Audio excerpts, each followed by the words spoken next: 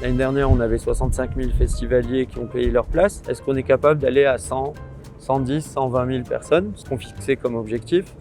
Et a priori, on l'a déjà atteint. À cette taille, on est très bien. Et chaque année, on rajoute des choses qui font que je ne me fixe pas de limite. Si je devais ramener Red Hot Chili Peppers au Maroc, ça serait génial. YouTube, il y en a plein, mais pas forcément Jazzablanca. Aujourd'hui, Jazzablanca n'est plus seulement un festival, mais il est devenu un acteur majeur de l'économie marocaine. Avec un budget qui atteint plus de 100 millions de dirhams, il attire désormais des grands noms de la scène internationale. Pour évoquer cette réussite et l'avenir de Jazzablanca au Maroc, nous accueillons Moulay Ahmed Alami, fondateur de l'agence 7PM et producteur du festival. Bonjour Moulay, merci beaucoup d'avoir accepté notre invitation. Bonjour. Nous sommes aujourd'hui à la 19e édition du festival.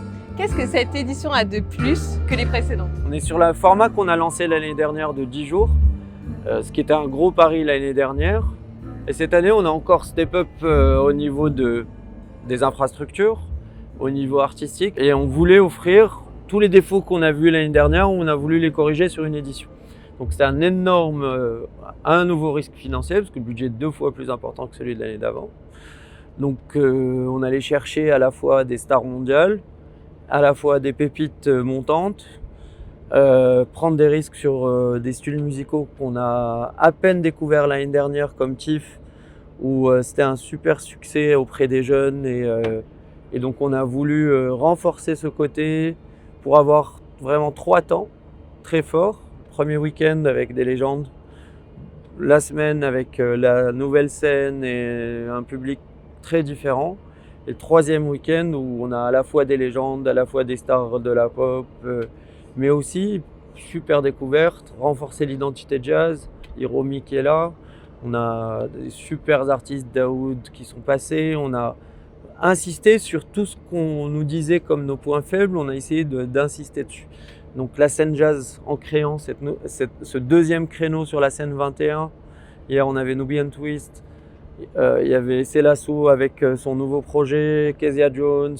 Donc on a pris un peu l'identité des éditions de l'Hippodrome pour les injecter dans la programmation et renforcer tout ce qu'on a fait avant, le consolider avec ce qu'on a fait l'année dernière, essayer de vraiment instaurer un modèle qui va être le nôtre des années à venir. Et justement, c'est pas un peu trop 10 jours de festival pour vous? C'est lessif, hein. Mais en même temps, l'année dernière, je me souviens, tous les gens me disaient 10 jours, c'est long. Et à la fin du festival, on avait un tas de commentaires de déjà ça s'arrête, c'est fini, on a le blues du festival. Il y a l'énergie qui est là des festivaliers, qui nous porte. Le plus dur, c'est, j'allais dire, les 3 premiers jours. Après, une fois qu'on est parti là-dedans, le rythme s'installe et ça devient une routine de finir à 5h du matin tous les soirs pour les équipes. Et donc, on se renouvelle, on se réénergise par la musique dès qu'elle démarre. Cette année, vous avez réussi à faire venir des stars mondiales comme Robbie Williams, Mika, Scorpion.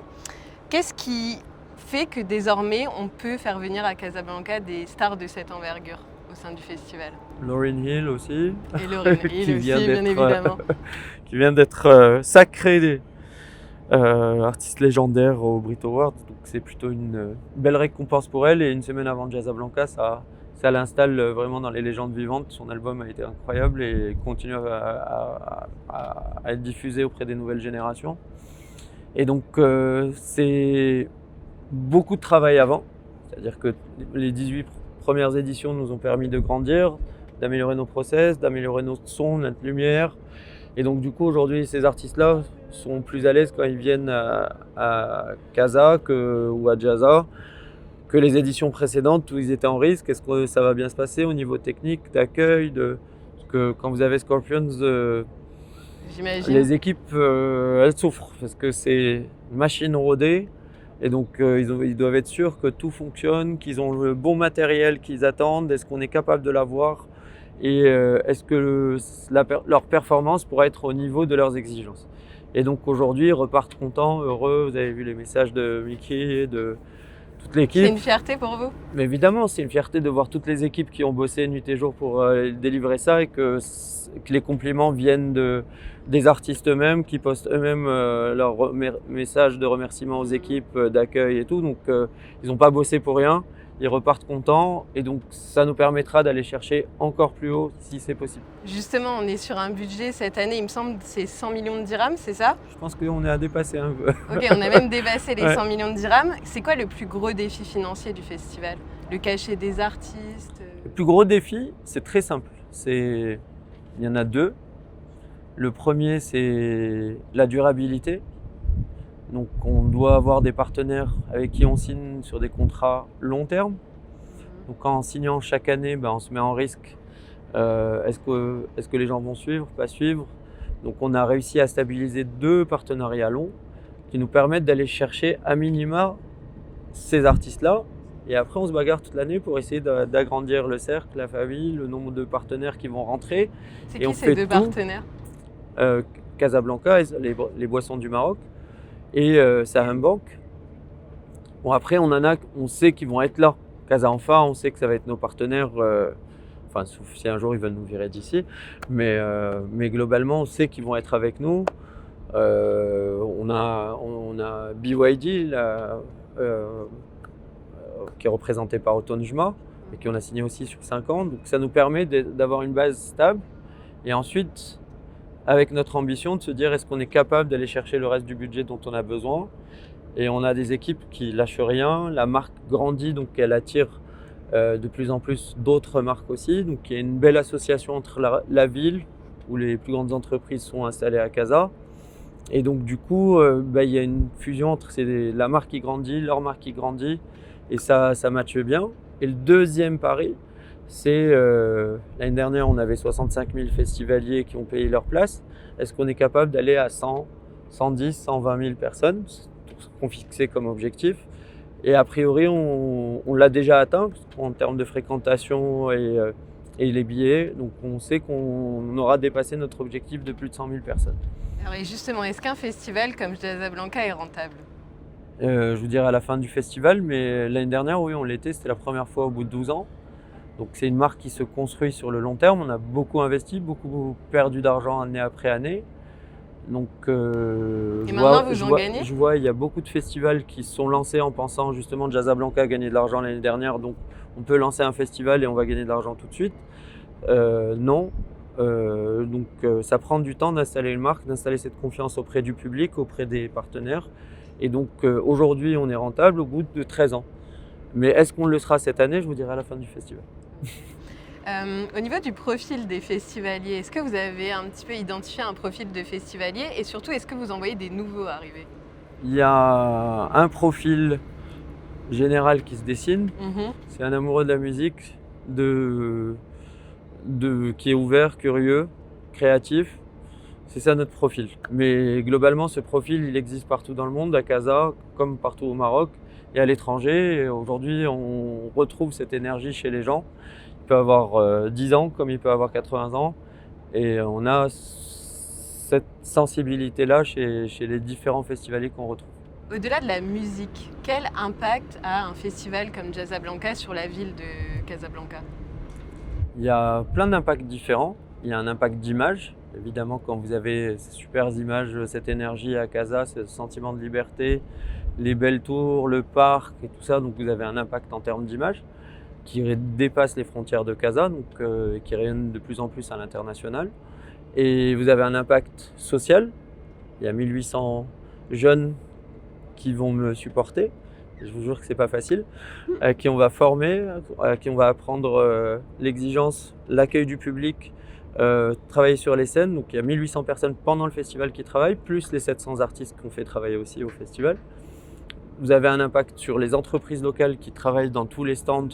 Donc vous avez plus de 70 stands qui sont installés ici. Donc vous imaginez le nombre de prestataires, que ce soit de la location de matériel, d'installation, de lumière, bâche, imprimeur, plus les hôtels. Vous avez des gens qui viennent un peu partout, donc les hôtels sont pas encore pleins. On a encore du travail au niveau tourisme et de travailler avec les CRT, l'Office du tourisme, la ville pour arriver à ce rayonnement plus fort. Et ça, c'est le souhait des années à venir. Et enfin, il y a toute la scène locale qu'on porte d'une certaine façon, à qui on propose des scènes. Vous avez Smolix et AMG avec l'appui de Saïd B qui ont réalisé un super projet. Ils ont peu de lieux pour présenter ce genre de projet qui vont demain rayonner et peut-être se vendre à l'international. Donc vous avez Fouzia qui fait sa première scène, vous avez Bubble Blues qui joue sur cette scène aussi. Donc, différents niveaux de progression d'artistes qu'on essaye de valoriser. Medina Souli juste avant Scorpions avec les Hypnotiques. Donc ça renvoie tout un tas d'éléments positifs sur la ville. Et j'imagine qu'il y en a d'autres que je ne connais pas, mais je pense que c'est pas mal. Est-ce qu'il y a un artiste de rêve pour vous à titre personnel que vous aimeriez faire venir à Jasablanca? Un petit peu un objectif ou quelque chose qui vous fait rêver? En fait, mes choix musicaux sont jamais arrêtés. Donc il y a quelques années, je disais Shadé, mais il y en a tellement d'autres. Chaque année, je me rappelle qu'il y a tel artiste que j'avais envie de faire venir, mais il y en a plein aussi bien en jazz. En jazz, il y en a 2 ou 3 encore qu'on n'a pas ramené. Ah si, on les a ramenés. Gogo Penguin, c'était un Gogo Penguin, on les avait ramenés. Moi, c'est mon vrai style de jazz ultra créatif londonien, enfin de Manchester en l'occurrence. Mais il n'y a pas un artiste, vraiment, il y en a tellement. Chaque année, on voit les artistes en tournée, on se dit celui-là serait un rêve. Bon, il y en a plein qu'on ne peut pas aussi ramener à Jasablanca parce que les budgets sont colossaux. Imaginons si vous aviez un budget illimité, qui vous aimeriez emmener? Non, mais pas à Jasablanca. Si je devais ramener Red Hot Chili Peppers au Maroc, ça serait génial. YouTube, il y en a plein, mais pas forcément à Jasablanca. Et ça sera le challenge des années à venir, de ramener ces artistes au Maroc. Et donc justement, développer la scène culturelle marocaine, c'est un de vos objectifs. Avec Jasablanca, comment on peut imaginer Jasablanca dans 5 ans? Est-ce que ça va encore grossir? Comment vous le voyez? Chaque année, je dis que bon, à cette taille, on est très bien. Et chaque année, on rajoute des choses qui font que je ne me fixe pas de limite dans l'objectif de développer. Si on sent qu'il y a le besoin de rajouter une autre scène, j'en vois 1 ou 2 qui pourraient être intéressants. Un des objectifs majeurs, c'est de développer les scènes publiques. J'aimerais bien qu'on soit à la plage, qu'on soit dans les rues de Casa, dans les habous comme dans la Médina, et qu'on ait plus de concerts dans la rue en journée et qu'on sente vraiment toute la ville qui vibre en même temps sur le tour du festival. C'est un peu ce qui s'est passé avec Meute d'ailleurs. À Meute, ils ont joué à la promenade de la mosquée Hassan II et c'est un tournage de clip, donc on va les voir tout au long de l'année avec leur nouveau clip, avec l'image de Casa, de la mer, de la mosquée. Donc ouais, c'est une petite fierté d'avoir ça et que les gens veuillent venir à Casa et de préparer leur clip. Donc ça veut dire qu'il y a cette marque Maroc et cette marque Casablanca qui est en train de grandir et c'est de bon augure pour la suite. Génial, on va finir là-dessus, je vous remercie beaucoup. Merci à vous.